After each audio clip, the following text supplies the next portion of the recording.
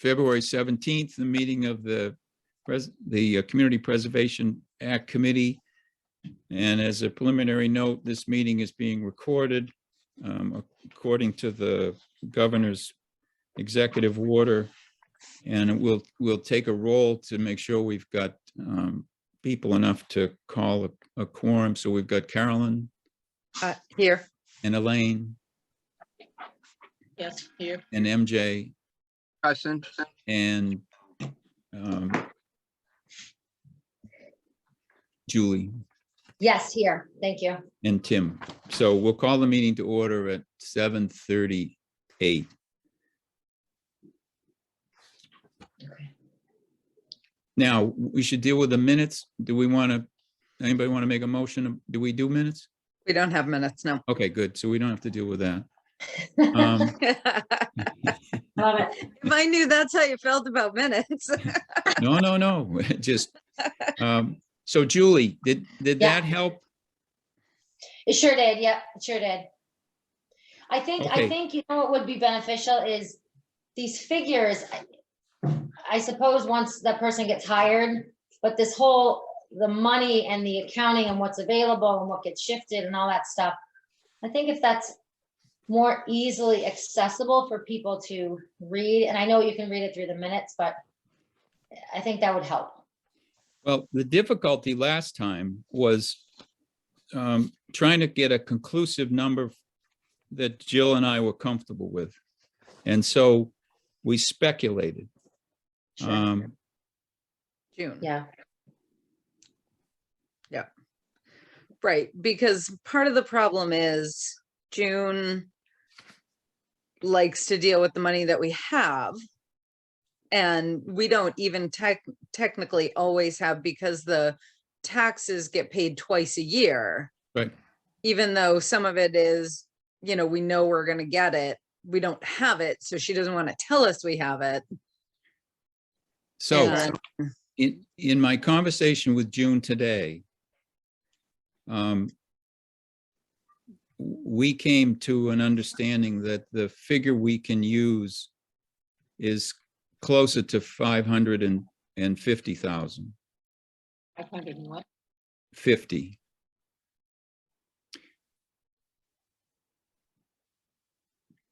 That's everything, including the 10 from each Yep. respective group. Okay. So in other words, 56,000 gets shuffled off in three directions for historic, conservation, and rec, and housing. Okay. And Okay. does that include the 31,000 from last year that we spent? And you've got to take that 31 off the top. Right. Mhm. So you're taking off 31 and then essentially 168. Yeah. So you've got about 100 and what, 90,000, well, you've got almost 200,000 there, right? In the big, okay. 7. So yeah, 6 times 3 is 180, 551. So this will happen twice a year though, in this amount, or this happens? This happens once, this funding is available once a year in terms of the total sum. Now, we can deal with expending the money on any town meeting. So if you didn't expend all of it this time, you could expend some of it at a later date.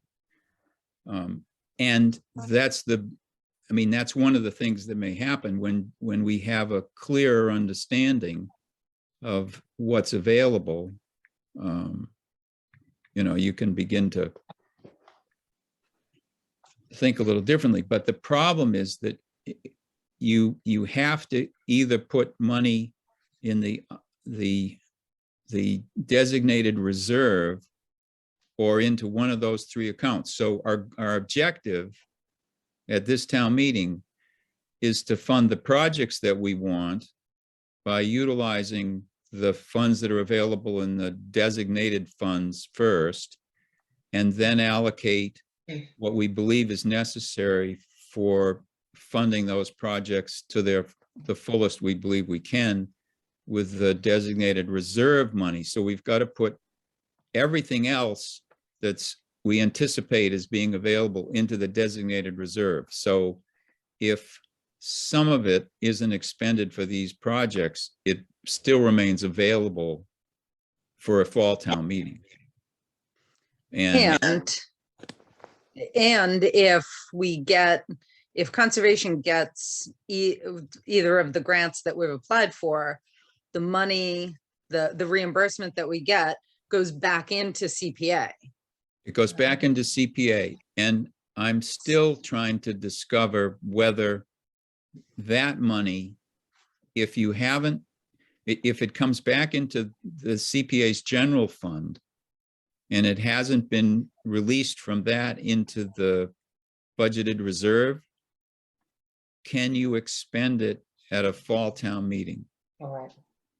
Right. Or is it tied up and not available until the next town meeting when you slide it out of the general fund into the budgeted reserve? Because in the past, we've tried to target as much as we possibly can and get it. I mean, that's what we did for 2020 fiscal year. We took, in those years, we didn't have projects, so we pushed everything into that budgeted reserve, so we had access to it throughout the year. I see. Right. How much Carolyn was available for the grants? I believe they're both around a 50% reimbursement. So 600,000-ish is what we would, yeah, exactly. That's a lot of money. All right. Yeah. Wow, that's great. Yeah. So hopefully this is just a loan from CPA, and Right. I really hope that we get at Right. least, well, we will only get one if we get any. If we get the MVP grant, we have to pull out from the land grant, but because Okay. we can't get them both. But Okay. yeah, That's great. yes, So if we look at those numbers, okay, Mhm.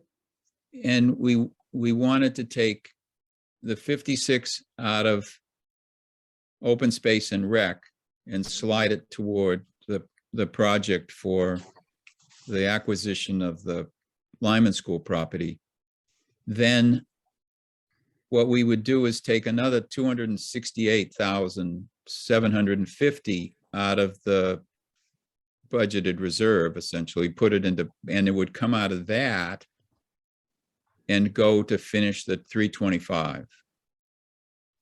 Mhm. And if we took the 56 that's there for historic and we added 43,750 out of budgeted reserve, which is, according to the figures that June and I worked with, is available, then we can fund the Historic Commission at 100,000. Okay. And then we've pretty much exhausted the fund for Yeah. this cycle. There may be, $15,000 to $20,000 left. So that's one of the things we can discuss tonight. I mean, does that help accomplish anything in any of these other two proposals, or should we hold on to that and use it in another round that would be coming in the future? There's James. Well, I just have a question about the Sure.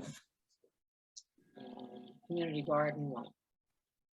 Has that one been taken off the table completely, or can it go on to the next round? Can it go on the next round for the fall or next May? I mean, it can certainly go on again at some point. The question is, if, and we still have to determine that, if we get some of this matching money back from the state and it comes back to CPA, which it's supposed to, according to the way the text read in the article, the warrant article, once it comes in, where does it land? Does it land in our general fund, and is it accessible in the November town meeting if we have one, or is it bound and not available. And I still don't know the answer to that question. And when does that match money potentially come back? So I think the MVP grants get awarded sometime like May. Okay, So and then the land grants are like September or October, they're in the fall. okay, So we could potentially know, if we get the land grant, I mean, the MVP grant, then we'll know oh, sooner. Exactly. right. That's great.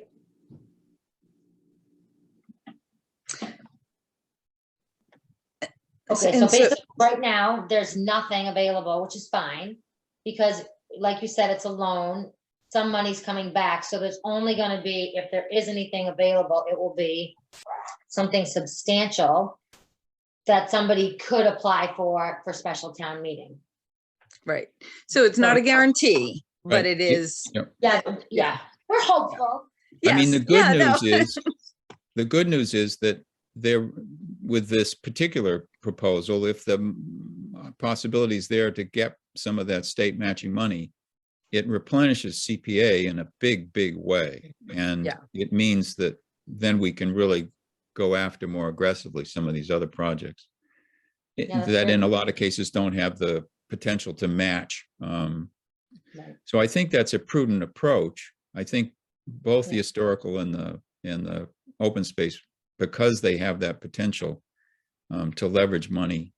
In the historic case, I don't think anything is targeted to come, it doesn't come back to us because they're trying to match to accomplish a bigger budget. Whereas in the case of conservation, they're trying to capture money to reduce the total cost that we were committing to spend. So if the town were to, I talked to Stuart about this a little bit, if the town were to take some free cash to add on to the amount that we've voted to expend the last time and potentially this time, the town doesn't get that matched. We get our money matched, the way everything's written up. Right. So it really does mean that there's an opportunity here to get double duty out of the funds that we've got to work for us in the conservation. Especially because for the land grant at this town meeting, we have to have all of the money appropriated. Mhm. So, we're definitely going to have to ask for some free cash, just probably 120,000 ish. I still don't know the exact number because everything, it's starting to tighten up, but yeah, I mean, that's just where we're at. But for the potential to get back such a huge chunk of money. Yeah, that's great. Yeah. Elaine, does that make sense to you? Yes, Because that 100 gives you the 60 and the 35. right. So it gives you the energy to be in to go forward with those proposals for grants, right? Yeah. And to get the architect we need, because we've had more bad news. Oh, Another $169,000 worth of- You broke up. Could you say that again? Another $169,000 for the underpinnings. House Huh. tagging. Wow. Yeah. It was a secondary report, set the supplement to the first report. You had to pick up floors to get to it, to see everything. And for us to, see everything underneath. We're missing quite a bit of what you're saying, but we get the gist that there's a big chunk of money that's come to light now as a result of some more study. Okay, so James, any thoughts? I came in late, so I'm not fully, I caught halfway through probably. So what, again, what we were explaining was the rationale behind selecting the Historic Commission's proposal and the Conservation Commission's proposal over the other two at this point was the potential to leverage those funds to capture some of the state matching money that's available. And in the case of the Conservation Commission, if we're successful in that, really being able to throw a big chunk of change back into CPA's funding so that we can really accomplish multiple objectives with the same funds. And we thought that that- What was the number from the grant? How much did they think from the grant? I didn't catch the exact number. Potentially around 600,000. Wow. Yeah, So that's not a small amount at all. no, correct. I mean, That'd be half of the project, basically. Yeah, it's up to a 50% reimbursement. and as Carolyn has said, I that mean, there's doesn't no sound- guarantees here at all, but the taking the risk to try to capture some of that opportunity is probably the prudent course. Yeah, that makes sense then. Yep. So what I would like to do is I'll work with June. I'll redraft the articles that we need for both of these projects as potential warrant articles. I'll take what I've got from June and do a little quick spreadsheet that shows you the allocation of the money that's available.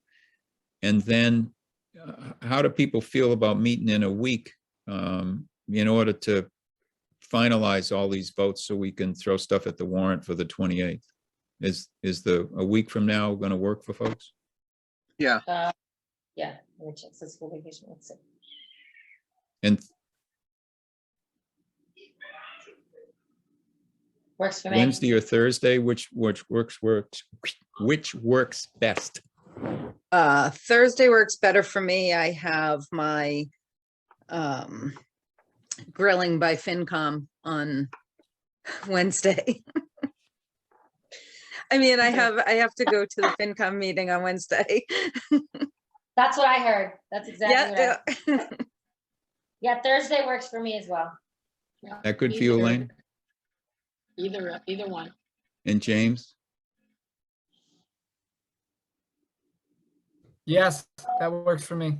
And MJ, I'll probably be at work. I should have been at work today, but I don't think that'd be a problem for getting in, and it doesn't seem like I'm going to have to do a lot of talking or anything for it. and what time suits people the best? 7:30 works better for me. Okay. So I'll get in touch with Mary about that. Now, the Board of Selectmen approved the assistant position. I spoke to June today. She's going to finalize it. When I talked to Stuart, he recommended that we list it as an 8-hour position, and June and I talked about saying that it would probably be 6 to 10 hours a week. And that way we'd make it clear to folks that it would probably change seasonally. I mean, it would get closer to town meeting, there might be more work when they're working with the Historical Commission on procurement or something like that. It might be more. The requirement is that after 6 months, they get certified for procurement by the state's standards anyway. So this person would be involved intimately with a lot of these projects, which is going to help the town as well as the committee, I think, quite a bit. So I think the thought is that the position had to get posted. We tell people we want them to be back to us by the middle part of March, and then see if we could have a round of interviews before the first part of April, so that you might very well get somebody by the end of April, so they could be witness to the town meeting and understand what was going on with the budget and stuff like that. So we can talk more about that next week, but that's the strategy anyway. Who's interviewing this person? Well, people have a keen interest in being an interviewer? Raise your hand. Suddenly Julie's hand go under the table here. Huh? Yeah, right. I don't, that was the dog. That was the dog. Yeah. The dog is volunteering? Good. Margaret will be back by then, and I would assume we'd get her to help us. But, and so if someone, think about it, I mean, if someone really feels they interview folks well, and James, what? I don't do anything else, so I'll volunteer if I have to. Yeah, so we'll figure that out. We can talk more about that next week. So we may have minutes next week. I'll get to you between now and then some drafts for these 2 warrant articles that assigns the funds, and I'll get you a small little spreadsheet that shows you what we anticipate. And again, I mean, we don't know what our revenue is going to be for the remainder of the year. So that's where it gets a little antsy. But I think the path that we've chosen to follow so far is that we want to spend money that we have and not money that we anticipate. So this budget for 23 is really based on revenue that we know we have and do have in 22. And it's not using money from anticipated revenues from 23. And I mean, are people still comfortable with that? Because we've talked about that in the past and said that was the policy we wanted to follow, but I wanted to make sure people are still keen on that. I think ideally, I mean, hopefully one day when we're doing this a little longer, we maybe run into years where we're not even spending everything we've got, you know, so we can save it up for big things. Yeah. Same time with the couple of products we are got going and have committed money to, I wouldn't personally feel uncomfortable if getting those out the gate, and you know, if we had put a little anticipated money towards that where we've already committed funds. I think at the beginning I wouldn't feel uncomfortable with that, just based on the milieu of circumstances. But I think I spoke generally to speaking, I spoke to Linda Galoni from Hudson again the other day, and because she's on the committee over there and been on it for a long time, and she said, I said, how many applications do you have this time around? She says, I don't have any. And I said, really? And she said, this is the first time that they haven't had applicants for for projects. Now, the last time around, they bonded, which was the first time they bonded for a big project to do a recreational beach, I think, at one of the recreation sites. So, they'd gone and anticipated the funding that was going to come in the future in their bond effort, but you know, now this time around, because they've been at it for 13 or 14 years now, she said, we just didn't have any projects this time. She said that made her feel good because it really did mean they could build up some resource and be able to tackle some bigger projects. So Right, without having to bond. yeah, so that was good. Yep. Okay. So just a question. I don't know if you know the answer. So every year at town meeting, we have to kind of pre-designate funds. Right. Right. And we base that on the prior year. And and the state money is based on the real estate market. So what happens, just in theory, if we pre-designate too much money? If we So June and I talked about that today, and yeah, she said, you got 100% match from the state. How confident are you going to be that that's going to happen again? And I said, well, because the funding sources had changed, I mean, the formula. The state is generating more money, and Stuart said, you know, they really are putting more money into the fund than they had been in the past. Yep. So even though there are more communities coming online, they still were able to give the 14 of us that got it the 100%.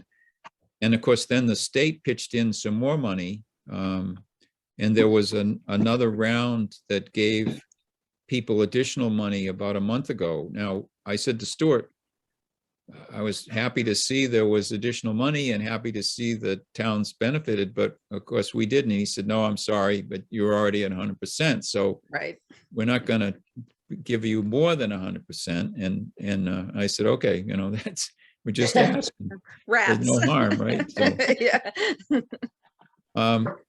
so she said, you know, are you confident that that 281 figure is achievable again? Now, her revenue to date is like 445,000 that she's got in the pool. That includes that 281, but it means that she's brought in more in the first half of this year than she did in the first half of last year.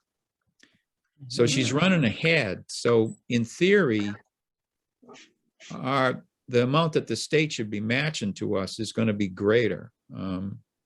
Our revenue is going to be greater and the state's going to match greater, even if they don't give us 100%. We should still be up in the 85th or 90th percentile. So, you know, I said, I feel comfortable. And she said, well, you know, as long as you understand that, you know, you may be asking for money that's beyond what our revenue is for the year. And I said, that's true. The good news is that, you know, we do have, I said, it's unlikely that the Conservation Commission is going to expend all of the money that we've committed, nor is the Historical Commission going to expend all the money we've committed in the first 6 months of the next fiscal year. I mean, there's a good likelihood that both of you are going to find that you expend some of that money, but you're still waiting on state matches and stuff, and you won't know what that is yet. And so we're not going to be spending money that June doesn't feel she has. Right. And if we do know what that amount is, we can, at the fall town meeting, pump some in from revenue that we generate in 23, because we will actually have it by November. So I think she feels comfortable with that formula. Does that Okay. make sense to folks? Yeah. Because, you know, you might have Sudbury Valley tied up with their process for quite a bit of the 2022 cycle, right? Right. We will not, yes, I mean, we certainly won't close before the next fiscal year. And there, if it turns out that for whatever reason, we don't have all of the funds, the cash, Sudbury Valley Trustees is willing to give us up to a year. Yeah. We're going to pay interest. Pay interest, right? You know, but- yeah. So the yeah. sooner we get it done, the better, but it is possible to extend it if we need to. Right. And so I think she feels comfortable. I don't think, you know, I think you're right. It's good for us to make sure, but I think the fact that we're delaying a year already means that we're being more cautious than a lot of communities, because a lot of communities are hand to mouth on these things. You know, they're spending money as it's coming in, and Right. I just as soon know fairly confidently that the money's there, and that's, you know, Right. but we can always, you know, June's gonna, I mean, unfortunately,